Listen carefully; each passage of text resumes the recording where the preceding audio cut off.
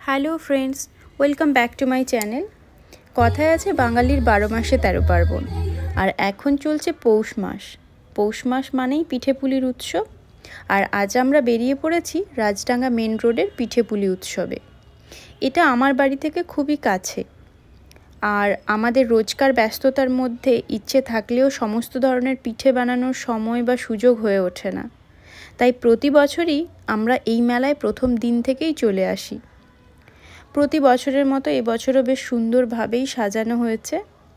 লাইটগুলো দেখতেও অপূর্ব লাগছে, আর পুরো রাস্তাটাতেই এভাবে আলপনা করা। হোর্ডিংয়ে দেওয়াই আছে এই উৎসব চলবে 16ই জানুয়ারি পর্যন্ত, এবং তার মধ্যেই দুই বাংলার বিভিন্ন শিল্পীরা আসছেন।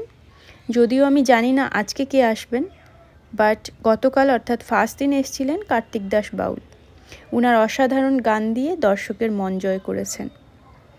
আর এখানে রাস্তার দুপাশে বিভিন্ন স্টল বসেছে, দেখতেই পাচ্ছেন। অঞ্জলি জুয়েলার্সের স্টল আছে এখানে, তারপরে কিছু জামা কাপড়ের স্টলও আছে, সঙ্গে কিছু জুয়েলারি স্টল আছে। এখন আমরা পৌঁছে গেছি এই উৎসবের মূল আকর্ষণ বিভিন্ন ধরনের পিঠেপুলির স্টলে। প্রতি বছরের মতো এবছরও বেশ সুন্দর সুন্দর নামের স্টল বসেছে, যেমন মিষ্টিমুখ, মায়ের হাতের পিঠে, ভোজন রসিক বাঙালি, পিঠে বিলাসী, বাহারি পিঠে, মাটির পিঠে, মিষ্টি মধুর পিঠেপুলি ইত্যাদি। আর সমস্ত পিঠেগুলোই বাড়ির তৈরি, খুব ধৈর্য ধরে যত্ন সহকারে বানানো। এখানে বিভিন্ন ধরনের পিঠে আছে, এখানে খেয়ে চাইলে বাড়িও নিয়ে যেতে পারেন। সবার কাছেই অ্যালুমিনিয়ামের ফয়েল আছে প্যাক করার জন্য। আমরা গতকাল এসেও কিছু পিঠে ট্রাই করেছি, আর আজকেও ট্রাই করব।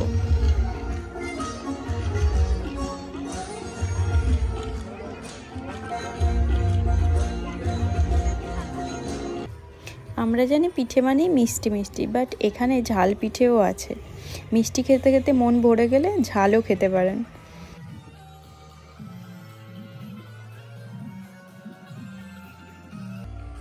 পুরো মেলাতে বহু মানুষ একত্রিত হয়েছেন।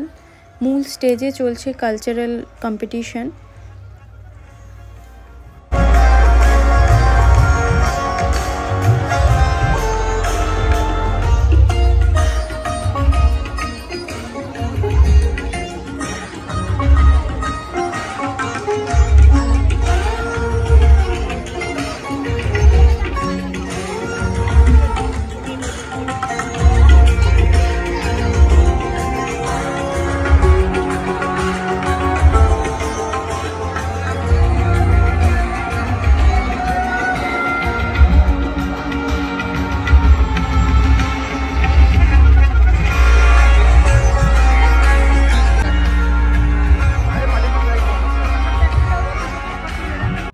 এই স্টলের পিঠেগুলো বেশ সুন্দরভাবে সাজানো ছিল।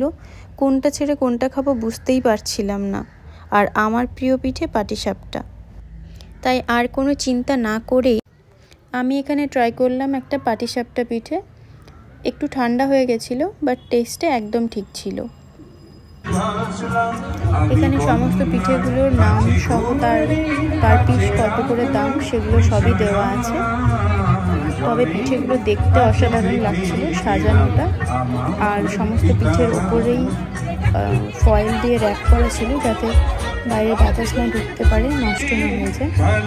তো আমরা এরপরে কিছুক্ষণ স্টেজে পারফরমেন্স দেখলাম। কখন জানি না সে তুমি আমার জীবনে এসে যেন সঘন প্লাবনে প্লাবনে দুকুলে ভেসে, শুধু ভেসে ভালোবেসে সারা ঝরে কাছে লিখে গেলাম আমার ঠিকানা।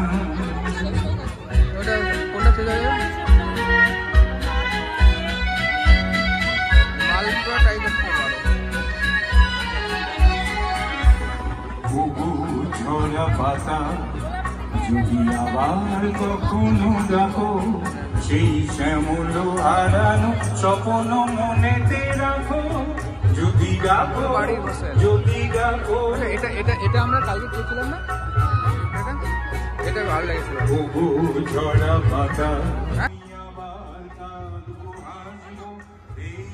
এখানে আমরা আবার একটা পাটিসাপটা নিয়ে টেস্ট করলাম। এটা ছিল ক্ষীরের পাটিসাপটা। আগের পাটিসাপটা ছিল নারকেলের পুর দেওয়া, আর এটা ছিল ক্ষীরের পাটিসাপটা। আর এখানেও বিভিন্ন ধরনের পিঠে ছিল, যেগুলো বিভিন্ন সবজি দিয়ে তৈরি ছিল। যেমন বাঁধাকপির পুর দেওয়া কিছু ভাপা পিঠে ছিল, মটরশুঁটির পুর দেওয়া ছিল। তো এই পিঠেটা ভালোই খেতে ছিল, ক্ষীরের পাটিসাপটাটা। এখানে সবার কাছে কিউআর ছিল, স্ক্যান করে আপনারা পেমেন্ট করতে পারবেন। তো ক্যাশ না নিয়ে এলেও চলবে।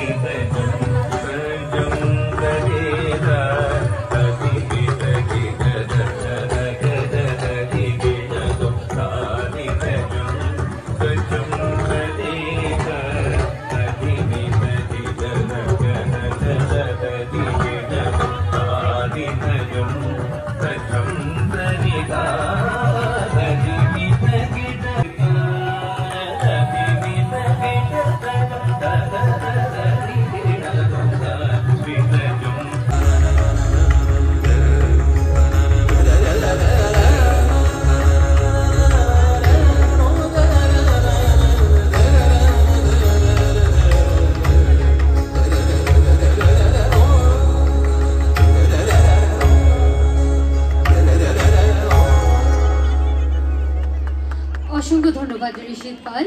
এখন মঞ্চে ডেকে নেব নিশানকে।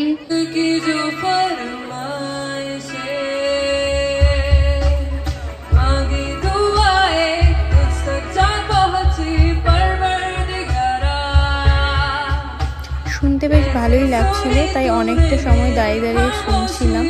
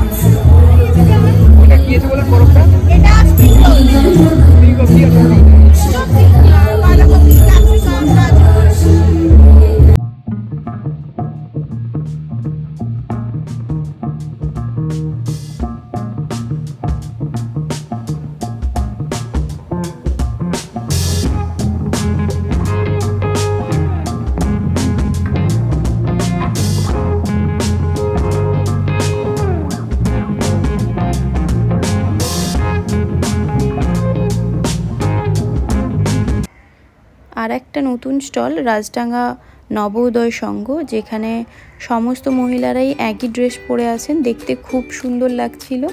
আর আমরা এখান থেকে নিয়ে নিয়েছিলাম ক্ষীরের মালপোয়া, যেটা অসাধারণ খেতে ছিল, আর যার প্রতি পিসের দাম ছিল মাত্র 30 টাকা।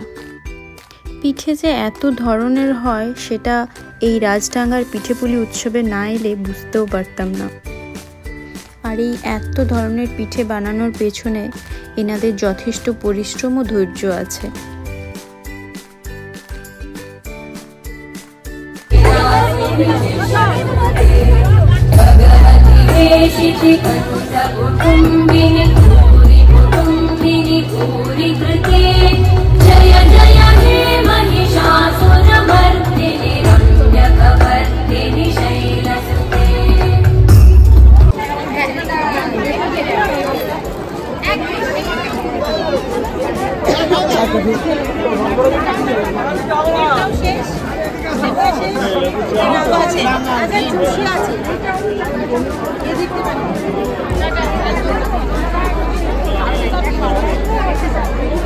আমরা যখন প্রথমে আসি তখন অনেকটাই ফাঁকা ছিল, বাট রাত বাড়ার সঙ্গে সঙ্গে ভিড়ও বাড়ছে।